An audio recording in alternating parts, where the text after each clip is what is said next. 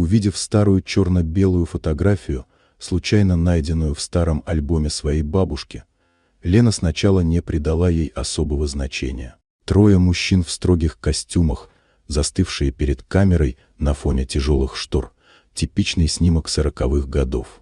Однако что-то в лице одного из них, мужчины справа, с уверенным взглядом и легкой полуулыбкой, показалось ей смутно знакомым. Медаль, приколотая к лацкану его пиджака, сразу привлекла внимание. На ней был выгравирован девиз на латыни и герб с крылатым мечом, обвитым змеей. Ни один другой член семьи никогда не упоминал о каких-либо наградах ее прадеда.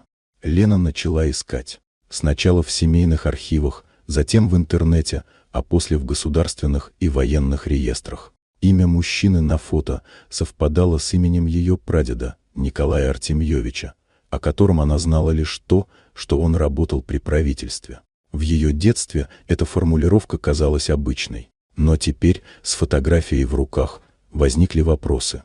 Через несколько недель она получила доступ к рассекреченным документам времен Второй мировой войны. Среди них личное дело агента «Сокол-3», служившего в особом отделе военной разведки под управлением НКГБ СССР. Это был отдел, который официально не существовал, занимавшийся тайными операциями на территории Европы, ликвидациями, диверсиями, внедрением в высшие эшелоны власти оккупированных стран.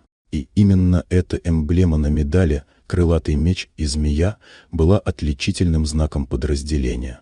Оказалось, что прадед Лены был завербован в 1939 году и работал под прикрытием дипломатического представителя. На его счету успешные операции в Берлине, Варшаве и Париже.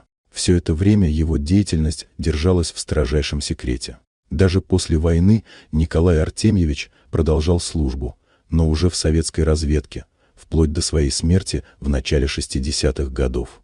Лена стояла перед фотографией, теперь уже зная, кем на самом деле был этот человек с непроницаемым взглядом. Человек, который всю жизнь носил маску, и только спустя десятилетия правда вышла наружу, благодаря случайной находке и одной странной медали, забытой на пиджаке. Вот такая удивительная история. Дорогие друзья, если вам понравилось видео, поставьте лайк, а также подписывайтесь на канал, впереди еще много интересного.